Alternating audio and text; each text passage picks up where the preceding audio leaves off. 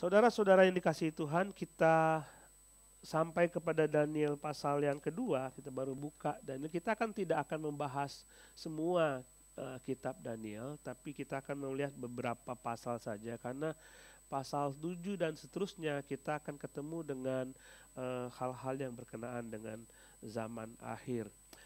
Kita berdoa sebelum kita membahas firman Tuhan.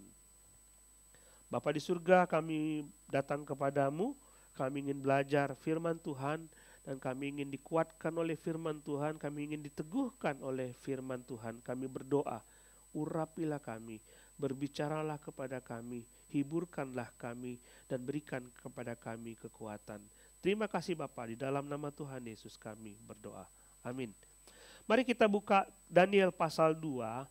Saudara, kalau belum pernah membaca kitab Daniel memang akan kesulitan. Tapi saya yakin saudara sudah pernah membaca kitab Daniel, terutama di dalam pasal yang kedua ketika Nebukadnezar bermimpi.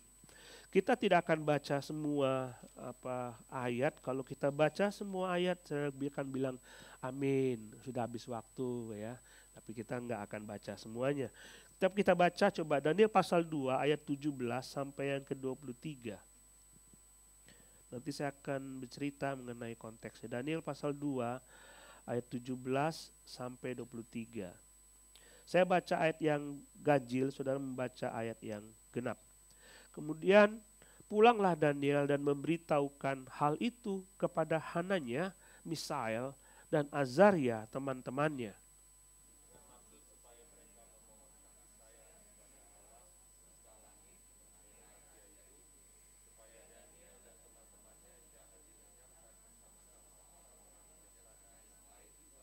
Maka rahasia itu disingkapkan kepada Daniel dalam suatu penglihatan malam. Lalu Daniel memuji Allah semesta langit.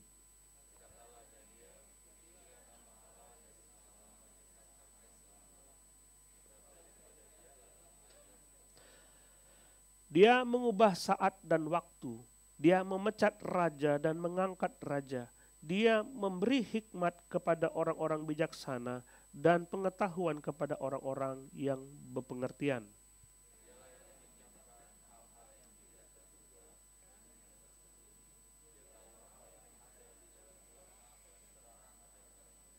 Ya Allah nenek moyangku, kupuji dan kemuliakan Engkau, sebab Engkau mengaruniakan kepadaku hikmat dan kekuatan, dan telah memberitahukan kepadaku sekarang apa yang kami mohon kepadamu.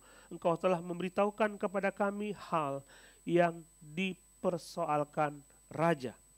Dalam Daniel pasal 1 kita belajar minggu lalu tentang satu karakter yang bagus sekali yang mesti kita miliki sebagai orang-orang percaya, yaitu integritas. Integritas adalah kita mempertahankan nilai-nilai yang kita pegang di dalam Alkitab sekalipun ada banyak tantangan di sekitar kita. Saudara masih ingat itu ya. Jadi walaupun ada banyak hal yang menggoda kita untuk menjauhi firman Tuhan, kita akan mengatakan saya punya integritas dan saya pegang integritas saya berdasarkan firman Tuhan. Saya tidak akan lari dari situ. Nah, Daniel pasal 2 kita belajar satu karakter lain yang sungguh luar biasa yang dipertontonkan oleh Daniel dan teman-temannya. Saya mengajak saudara melihat satu kata yang dipelajari oleh banyak motivator dan dipelajari di sekolah-sekolah yang Kristen supaya karakter ini dimiliki oleh setiap orang, yaitu mengenai perseverance. Perseverance itu adalah, kalau saya mengutip dari Merriam-Webster, sebuah kamus, dia mengatakan begini, perseverance adalah terus berusaha keras untuk melakukan atau memperoleh sesuatu meskipun berada dalam kesulitan, kegagalan, dan atau tekanan. Ini penting, banyak motivator mengatakan kepada bisnismen, usahamu mungkin saat ini lagi down, mungkin kamu tidak punya profit setahun 2 tahun ini, tapi perseverance adalah kunci ketika kamu akan bisa menjadi orang yang berhasil. Tekun. tekun dan berhasil. Di dalam Alkitab memang itu diterjemahkan dengan kata tekun, ketekunan. Walaupun tekun sendiri, saya tidak menemukan bahasa yang paling cocok untuk dapat menerjemahkan ke dalam bahasa Indonesia. Karena perseverance itu mengandung pengertian kamu menghadapi sebuah tantangan, kamu punya tujuan, kamu punya sesuatu yang hendak kamu capai, tetapi ketika kamu menghendaki apa yang kamu capai itu, di tengah jalan kamu memiliki hambatan, kamu memiliki persoalan, kamu memiliki hal yang sulit untuk dihadapi. Tapi kamu tekun terus, lanjut terus untuk dapat melakukan hal-hal seperti itu. Supaya kamu dapat memperoleh. Kalau ketekunan, kita kadang-kadang tekun, belajar, kita tekun. Hanya itu cuma menunjukkan aktivitas yang rutin, rajin, dan kita setia untuk melakukan itu. Tapi kadang-kadang kalau kita menghadapi hal-hal yang sulit, kita nggak tekun lagi. Itu tekun itu berbeda dengan perseverance. Tapi kalau misalnya ada kata-kata yang kalau kita lihat itu diterjemahkan tekun dalam bahasa Indonesia, juga kadang-kadang diterjemahkan sabar. Sabar. Karena begini saudara, ketika saudara dibilang sabar, itu tidak mungkin ketika saudara berada dalam keadaan enak. Nggak mungkin. Patient, sabar, itu ketika kita berada dalam persoalan. Benar kan? Ya kalau misalnya saudara makan nasi padang yang enak, nggak mungkin orang bilang sabar ya. Nggak mungkin. Tapi ketika saudara mengalami penyakit, baru orang mengatakan sabar, nanti Tuhan bekerja. Begitu kan? Kalau ada sate babi di depan, ada babi guling di depan, babi merah di depan, babi kriuk di depan.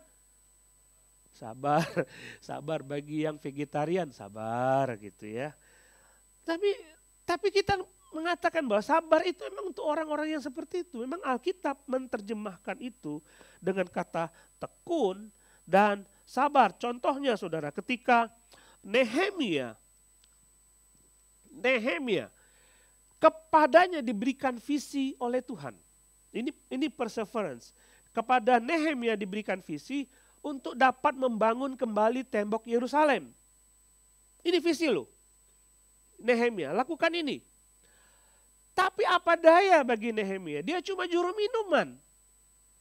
Itu kesulitan dia pertama. Nggak mungkin dia meninggalkan pekerjaan dia untuk pergi ke Yerusalem dan bangun itu tembok. Tapi dia tekun. Dia berdoa. Dia berikan visinya kepada Tuhan dan nyatakan, Tuhan aku ingin kembali ke Yerusalem membangun tembok itu. Dia berdoa nyatakan itu kepada Tuhan. Masalah kedua adalah kalau sudah dapat izin raja, biaya dari mana? Kan mahal biayanya. Masalah ketiga adalah itu tidak gampang. Bagaimana menggerakkan orang lain untuk dapat bantu dia membangun tembok itu. Dia ke Yerusalem dan mulai menceritakan visinya, mengempartasikan visinya kepada orang lain. Lalu orang lain bisa tertarik dengan dia dan mau bekerja sama membangun. Itu susahnya minta ampun. Tapi dia punya ketekunan, ini pasti berhasil. Kemudian belum lagi ketika semua oke, kita bangun. Lalu ada oposisi dari orang-orang yang pernah tinggal di situ. Ada oposisi. Sebagian besar orang akan mundur. Tidak tekun. Tidak ada perseverance di situ. Nah, kata lain dalam kata ketekunan itu dipakai ketika Yohanes menceritakan keadaannya di Pulau Patmos. Saudara tahu, Yohanes sedang menderita di Pulau Patmos. Dia berada di dalam pembuangan. Dan itu tidak mudah bagi orang yang begitu tua untuk berada di dalam pembuangan. Dalam Wahyu pasal 1 ayat 9, dia berkata, aku Yohanes, saudara dan sekutumu dalam kesusahan. Lihat, kesusahan dalam kerajaan dan dalam ketekunan menantikan Yesus. Dia berkata, aku tekun menantikan Yesus. Walaupun orang-orang di sekitarku mengajak aku untuk tidak lagi percaya kepada Yesus. Mengapa kamu percaya kepada Yesus? Lihat apa yang terjadi pada dirimu sekarang.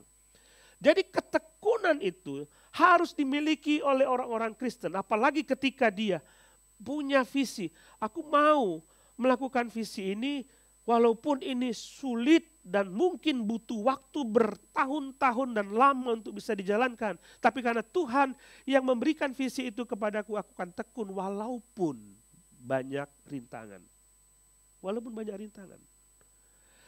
Belum lagi ketika saudara mencoba untuk mengikuti Yesus. Seperti yang dialami oleh Yohanes berada di Pulau Patmos. Ingin percaya dan menjadi pengikut Tuhan yang setia, tetapi di tengah jalan ada himpitan, ada tantangan, mundurkah kita sebagai anak Tuhan? Nah, Daniel mengajarkan kita mengenai apa itu perseverance, apa itu tekun mengikuti Tuhan. Tantangan di pasal 1 adalah bagaimana dia menjaga integritas dia sebagai anak Tuhan. Tapi di tantangan di pasal 2, ada hal yang lebih rumit lagi yang terjadi. Ketika dia berhadapan kepada sesuatu yang mustahil untuk terjadi. Ketika dia diancam dan mustahil untuk bisa diselesaikan kalau bukan campur tangan Tuhan. Itu banyak sekali dalam kehidupan kita. Di mana kita ikut kepada Tuhan, kita percaya kepada Tuhan. Dan kita melihat bahwa kalau masalah ini diselesaikan oleh manusia, maka aku tidak akan pernah berhasil.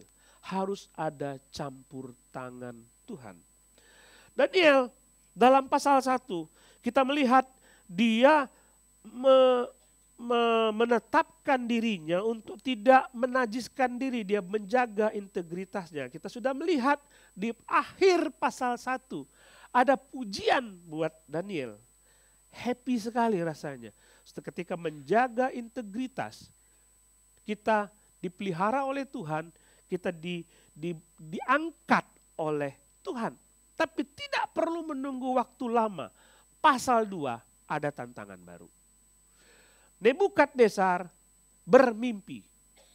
Dia mimpi melihat patung yang begitu luar biasa dan dia tidak tahu, dia mencemaskan, patung itu mencemaskan dia. Dia memimpi melihat patung itu dan mencemaskan dia, lalu dia tidak bisa tidur. Pasti sebelumnya berpikir tentang sesuatu, tapi dia tidak bisa tidur. Karena itu dia memanggil semua ahli nujum, ahli sihir, semua orang bijaksana di negeri Babel. Karena Babel terkenal sekali dengan orang-orang yang penuh hikmat. Dia kumpulkan orang-orang dari berbagai suku bangsa yang pandai, yang berhikmat untuk kumpul. Aku punya mimpi.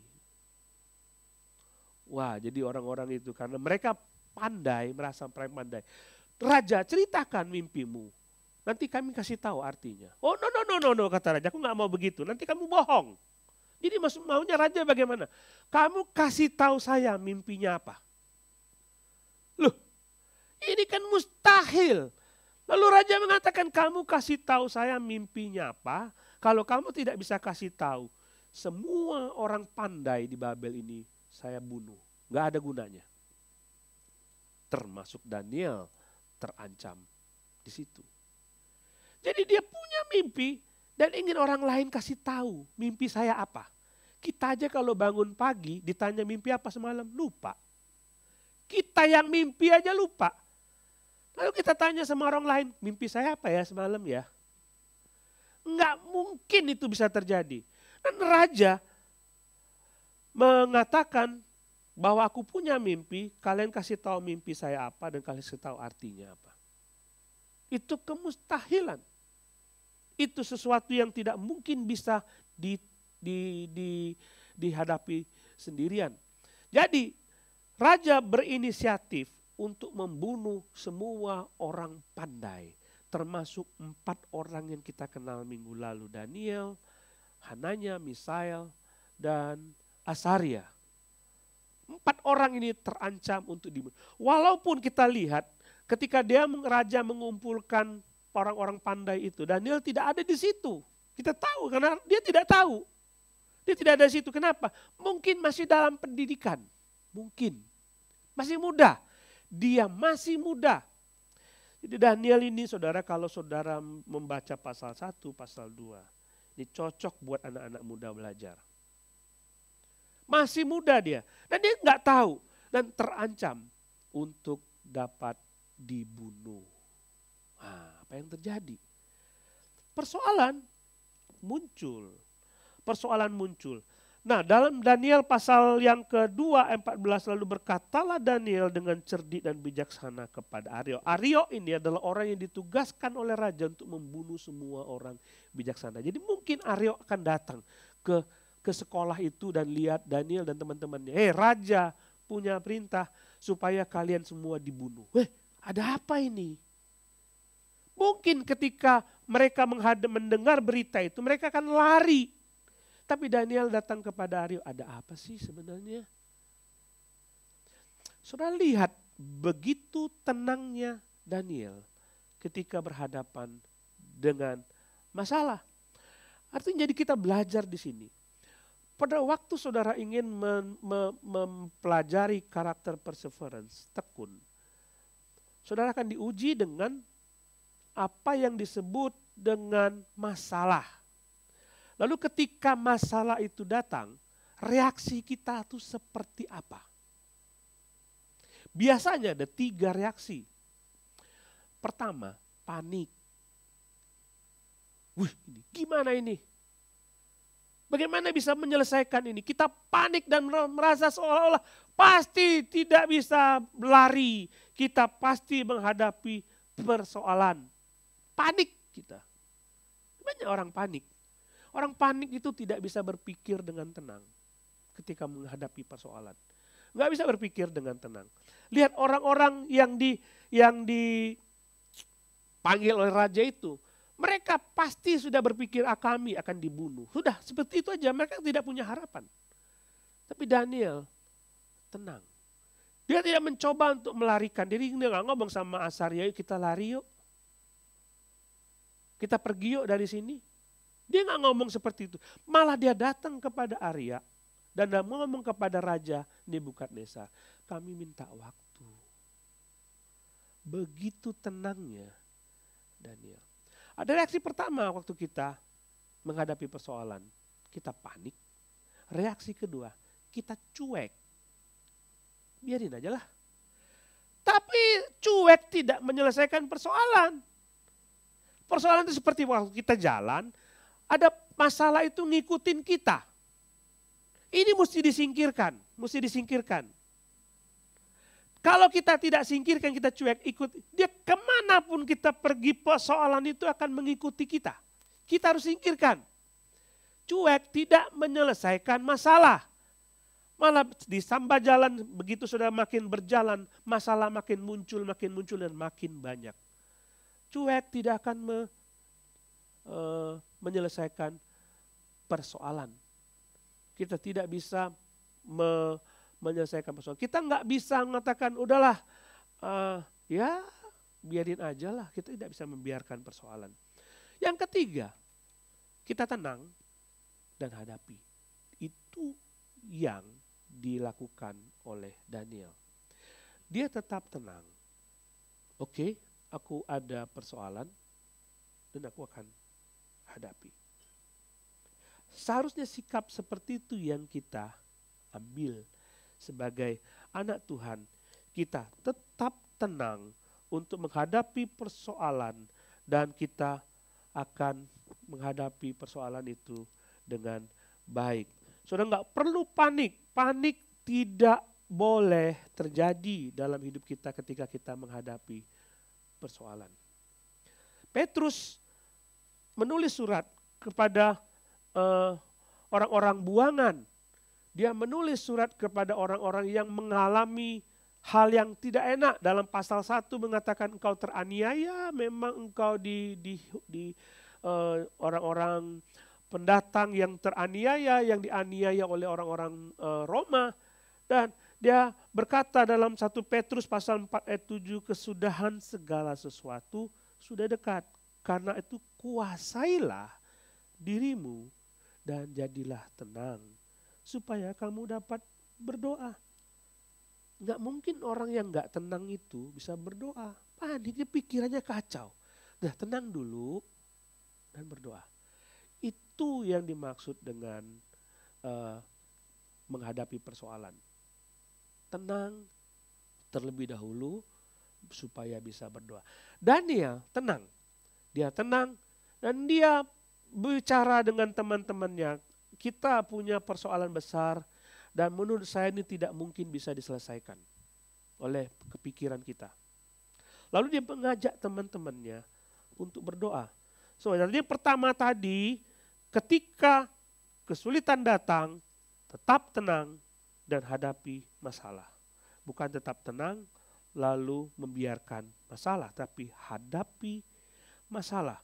Tenang. Dan kemudian yang kedua, dia datang kepada teman-temannya dan dia mengatakan dalam ayat 17, kemudian pulanglah Daniel dan memberitahukan hal itu kepada Hananya, Misael, dan Asaria, teman-temannya. Dengan maksud supaya mereka memohon kasih sayang kepada Allah semesta langit mengenai rahasia itu. Supaya Daniel dan teman-temannya jangan dilenyapkan bersama-sama dengan orang-orang bijaksana yang lain yang di Babel. Jadi ketika kesulitan datang, hal yang kedua yang harus kita lakukan adalah berdoa. Ketika kesulitan datang, kita harus berdoa. Dan dia sudah menunjukkan, dia tenang, dia pergi menghadap raja, dia pergi menghadap Aryo, lalu dia sudah menghadap gitu, dia mendapatkan waktu, rentang waktu, kemurahan dari raja untuk dapat menunda. Lalu dia pulang dan bicara kepada teman-temannya, mari kita berdoa.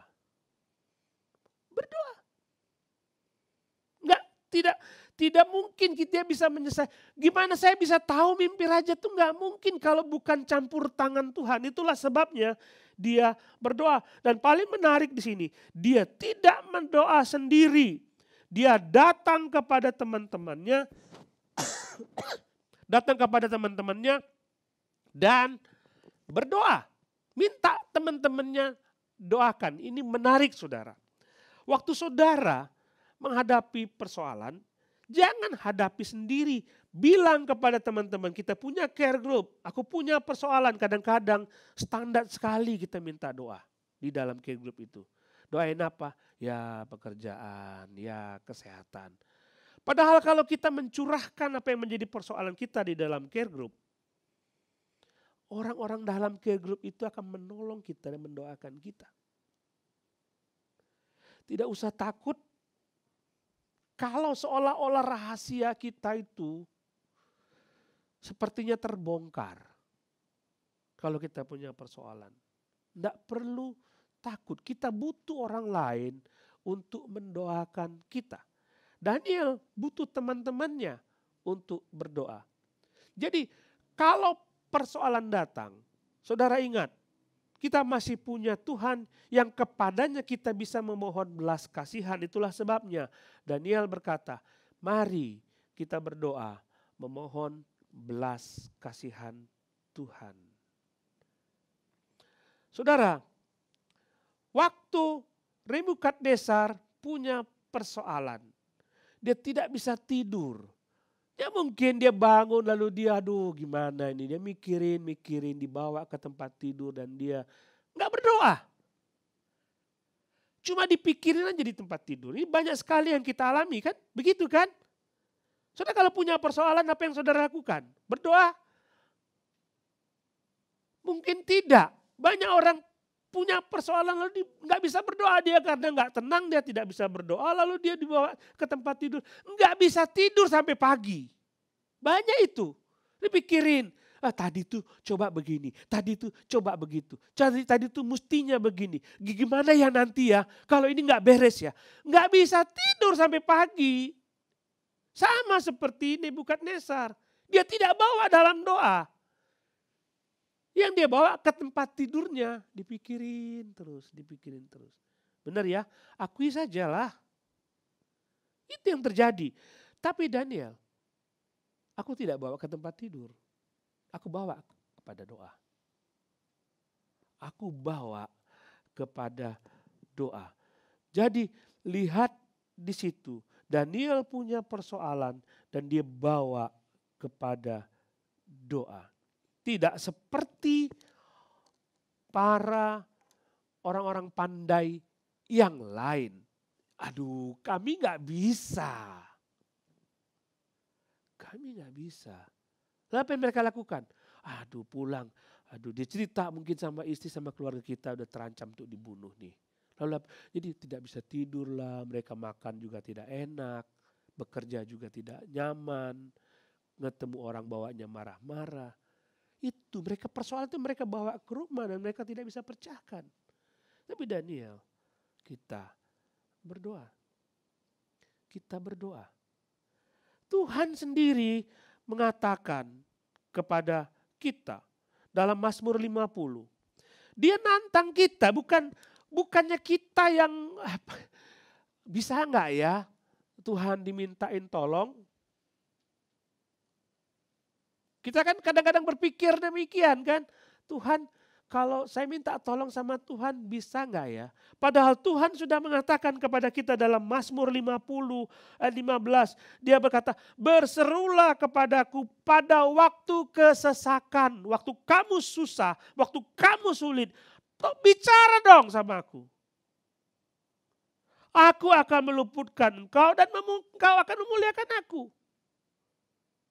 Tuhan sendiri yang bilang ini ada janji dan kadang-kadang orang-orang Kristen tidak memanfaatkan janji Tuhan itu.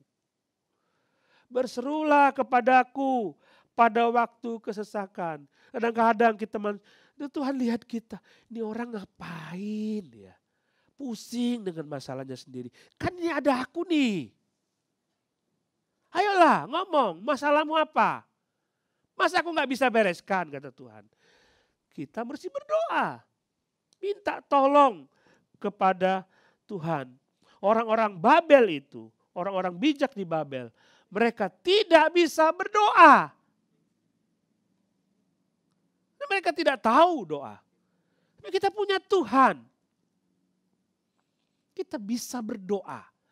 Tuhan sendiri bilang, ayo persoalanmu jangan hadapi sendiri. Ada aku, datang. Ayo bicara sama aku. Masa aku gak bisa? Dalam Yohanes dikisahkan mengenai seorang yang Yairus yang anaknya mati. Nah, dan Tuhan mengatakan aku akan datang ke situ. Anakku mati, Yesus akan ke situ. Ini mustahil ini. Tapi dia tetap datang kepada Yesus, anakku tolong disembuhkan. Jadi Yairus tetap berseru kepada Tuhan. Aku tidak tahu apa yang harus kulakukan, tapi aku punya Tuhan. Lihat perempuan Siro-Fenisia yang memohon kepada Tuhan agar dia disembuhkan. Dan Tuhan berkata, tidak baik memberikan roti untuk anak-anak tapi memberikannya kepada anjing. Itu sakit hati sekali orang itu. Tapi dia tahu kalau aku minta kepada dia, dia pasti kasih. Mintalah teman-teman kepada Tuhanmu. Dalam pelayanan, di dalam pekerjaan, di dalam usaha, dalam keluarga, pasti saudara akan menghadapi tantangan yang saudara tidak tahu bagaimana cara memecahkannya. Dan Tuhan bilang, kamu bingung kan? Ayo datang, doa, berlutut, talk to me. I can solve your problem. Talk to me. Tuhan mengatakan itu. Jadi yang pertama, tenang. Yang kedua, berdoa. Yang ketiga, Tuhan berkata di dalam, Daniel berkata di dalam Daniel pasal 2, ayat 28. Ini menarik saudara. Saya akan membacakan ayat yang ke-27. Ayat 27. Daniel menjawab katanya kepada raja. Rahasia yang dinyatakan tuanku tuanku raja tidaklah dapat diberitahukan kepada raja oleh orang-orang bijaksana, ahli mimpi, orang berilmu atau ahli nujum. Tetapi di surga ada Allah. Lihat bedanya. Ini persoalan saya ini, kata dokter sakit saya ini nggak mungkin sembuh. Saya udah melihat dari berbagai macam sudut pandang, persoalan keluarga saya nggak mungkin beres. Saya udah melihat dari segala macam ilmu, usaha saya tidak mungkin berhasil. Sudah saya melihat dari keadaan macam-macam lingkungan, bisnis saya tidak mungkin bisa berjalan mulus. Kita sudah melihat itu semua. Kita lupa, tetapi di surga ada Allah. Kita nggak melihat itu. Kita cuma melihat ini ada persoalan aku tidak bisa bereskan. Saudara lupa. Ada pribadi lain yang sanggup untuk menolong saudara. Tapi ini yang terjadi. Pada waktu kita berdoa kepada Allah, kita tidak percaya kepada Dia sepenuhnya. Kadang-kadang jawaban Tuhan itu supaya kita bersandar kepada Dia, itu tidak masuk akal dalam pikiran kita. Ini saya tidak tahu kisah nyata atau bukan. Jadi ada orang jatuh dari sebuah tebing di malam hari. Dan dia jatuh dan bisa memegang sebuah kayu, pohon. Dan kakinya, jadi dia bergantung di pohon itu. Dan dia sunyi malam itu sendirian dan dia teriak, "Help me, tolong, tolong." Terus tiba-tiba ada suara. Ada apa? Tolong, aku bergantungan di sini, aku tidak tahu, aku pasti mati. Aku bisa menolongmu. Oke, tapi engkau siapa? Aku Allah, aku Tuhan. Aku bisa menolongmu. Oke, tolong aku Tuhan. Oke, kalau gitu lepaskanlah tanganmu. Jadi dia lagi bergantung, Tuhan bilang lepaskan tanganmu, aku akan menolongmu. Dia bilang apa? Ada orang lain nggak di sini? Dia nggak percaya kepada Tuhan. Itu yang terjadi pada kita. Nggak percaya. Kita sulit untuk percaya kepada Tuhan. Dalam bagian ini saudara, ketika persoalan datang dan saudara bilang ini tidak mungkin, saudara minta tolong ini nggak mungkin, saudara minta tolong itu nggak mungkin, tolong sama teman juga tidak mungkin, tolong sama siapapun, semua jalan tertutup, semua pintu sudah tertutup, saudara tidak mungkin menyelesaikan persoalan itu, tetapi ada Allah di surga. Amin. Talk to Him. Percaya kepada Dia. Dia bisa bereskan. Itulah dasarnya kita. Saya tidak bicara perseverance itu dalam posisi positive thinking. Banyak orang motivator mengajarkan ketekunan perseverance dengan kacamata positive thinking. Ya nanti juga bisa berhasil.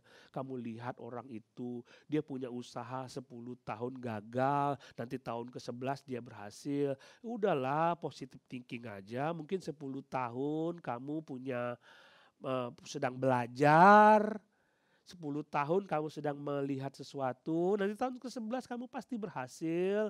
Itu kan motivator mengajarkan positive thinking. Dasarnya apa? Tidak ada dasar sama sekali. Dasar kita berharap bahwa kita akan berhasil apa? Ada Allah dasarnya.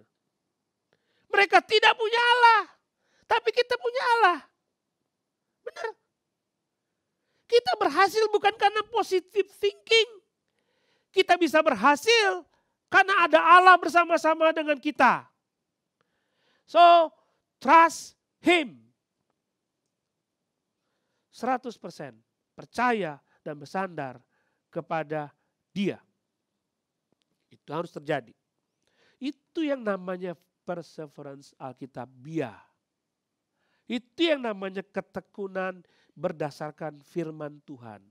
Saya punya dasar untuk bertekun.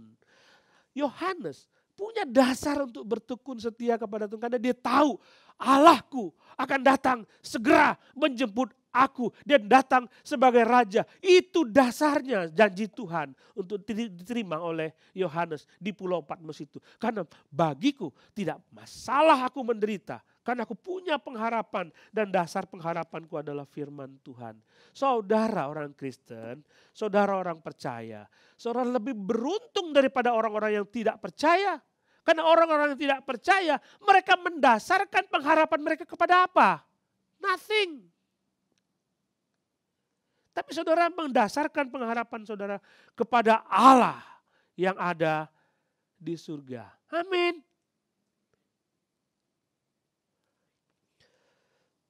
Saya mengajak saudara melihat sebuah kutipan di dalam kutipan dari seorang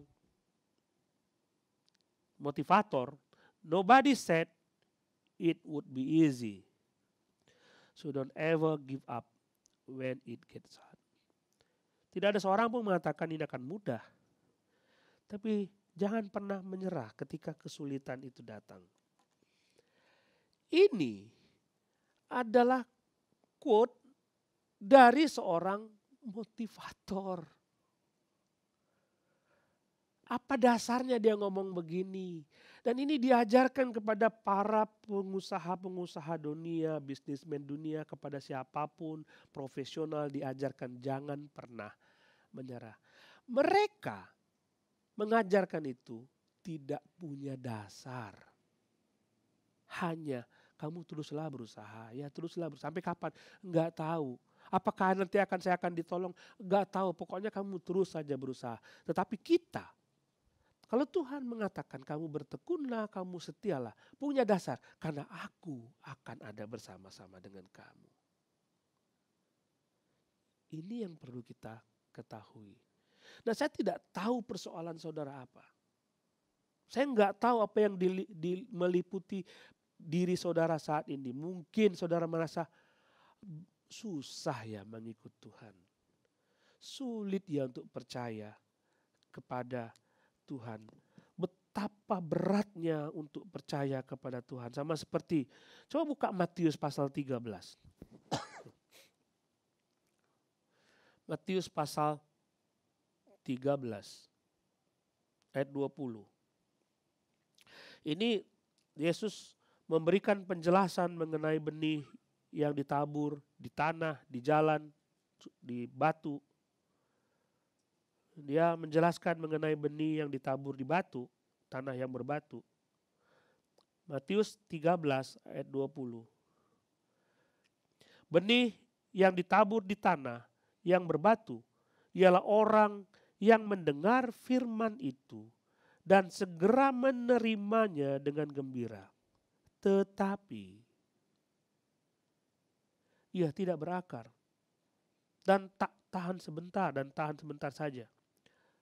Apabila datang penindasan, penganiayaan karena firman itu, orang itu pun segera murtad.